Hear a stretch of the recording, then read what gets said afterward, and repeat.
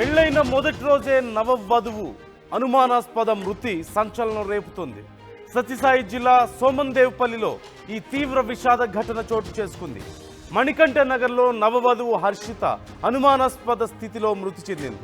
కృష్ణమూర్తి వరలక్ష్మి దంపతుల కుమార్తె హర్షితకు కర్ణాటకకు చెందినటువంటి వ్యక్తితో ఆగస్టు 4న ఉదయం పెళ్లి జరిగింది. పెళ్లి జరిగిన రోజు సాయంత్రమే అనుమానాస్పద స్థితిలో హర్షిత మరణించింది. మృతదేహం పెనుగొండ ప్రభుత్వాసుపత్రికి తరలించారు. హర్షిత మృతికి కారణాలపై పోలీసులు దర్యాప్తు చేస్తున్నారు. నవవధువు హర్షిత మృతితో కన్నీరు మున్నీరవుతున్నారు తల్లిదండ్రులు. అయితే అసలు ఎందుకు ఇలాంటి పరిస్థితి చోటు చేసుకుంది? ఎందుకు ఆ యువతి ప్రాణాలు కోల్పోయింది?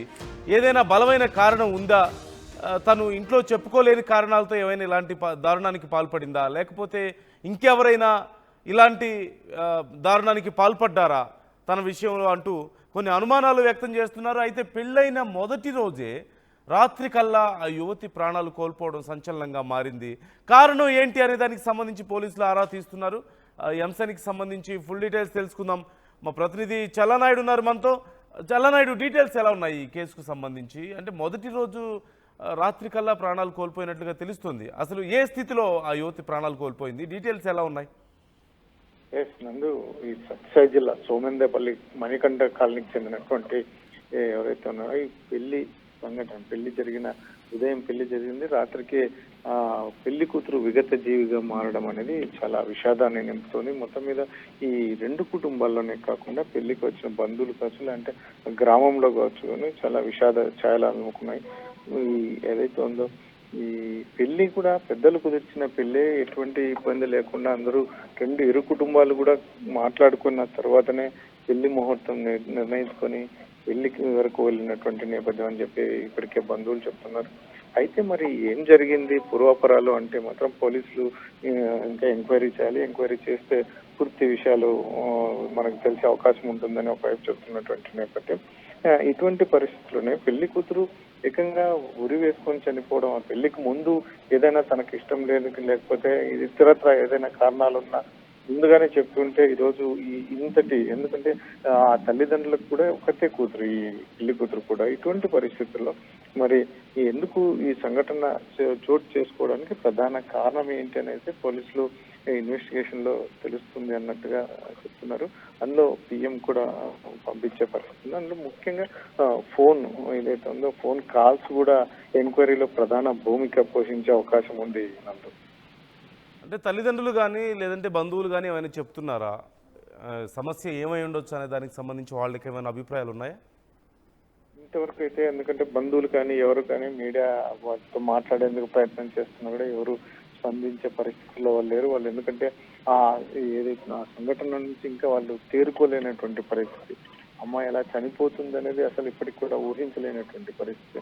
ఎందుకంటే నిన్న ఇంట్లోకి వెళ్ళి ఏకంగా ఆ అమ్మాయి ఊరేసుకొని చనిపోవడం అనేది ఇప్పటికీ కూడా తల్లిదండ్రులు కావచ్చు, బంధువులు కావచ్చు, ఇంకా డైజెషన్ కానటువంటి పరిస్థితుల్లో వాళ్ళు ఆ షాక్ లో ఉన్నారు ఇప్పటికీ. ఎందుకంటే బాగేపల్లికి చెందిన నాగేంద్రతో వివాహం అనేది కూడా, ఎందుకంటే మేము అన్ని మాట్లాడే చేసాము, అందరినీ ఇష్టాలు కనుక్కుందాం అన్నట్టు కూడా తల్లిదండ్రులు వాళ్ళ బంధువులతో చర్చించుకున్నట్టుగా తెలుస్తుంది. మరి ఇటువంటి పరిస్థితుల్లో నవవధువు ఇటువంటి డెసిషన్ తీసుకోవడానికి ప్రధాన కారణాలు అయితే మాత్రం ఇంకా తెలియాల్సి ఉంది. నందు, రైట్, థ్యాంక్ యూ చల్లనాయుడు.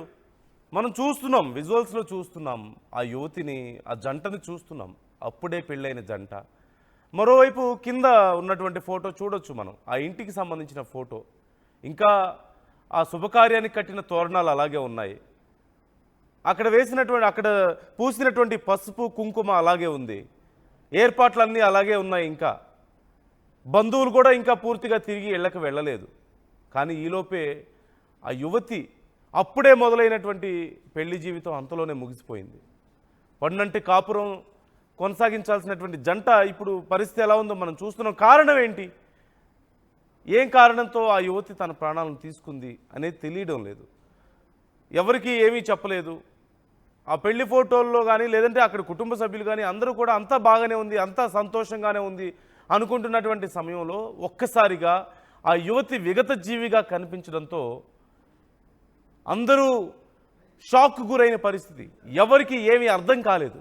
అదేంది ఇప్పటి వరకు అంతా సంతోషంగా ఉంది కదా, ఏమైంది సడన్గా అంటూ అందరూ కూడా దిగ్భ్రాంతికి గురైన పరిస్థితి కనిపిస్తోంది. పోలీసులకు కాల్ చేశారు, కేసు నమోదు చేసుకొని దర్యాప్తు చేస్తున్నారు. కానీ ఏమీ అంతుబట్టని పరిస్థితి. ఆ యువత అసలు ఎందుకు ఇలాంటి బలవన్మరణానికి పాల్పడింది? మరోవైపు ఇది బలవన్మరణమా లేకపోతే ఇందులో ఏదైనా కుట్ర కోణం ఉందా అనే కోణంలో కూడా పోలీసులు విచారిస్తున్నట్లుగా తెలుస్తుంది. మరోవైపు కుటుంబ సభ్యులు కానీ బంధువులు కానీ ఎవరు పెద్దగా బయటికి మాట్లాడట్లేదు. ఖచ్చితంగా వాళ్ళు బాధలో ఉంటారు, బయటికి మాట్లాడడం లేదు. ఏం జరిగి ఉండొచ్చు అనే దానికి సంబంధించి పోలీసులు విచారణ చేస్తున్నారు. అతి త్వరలోనే దీనికి సంబంధించి పూర్తిగా వివరాలు చెప్తామంటూ పోలీసులు కూడా చెప్తున్నారు. అయితే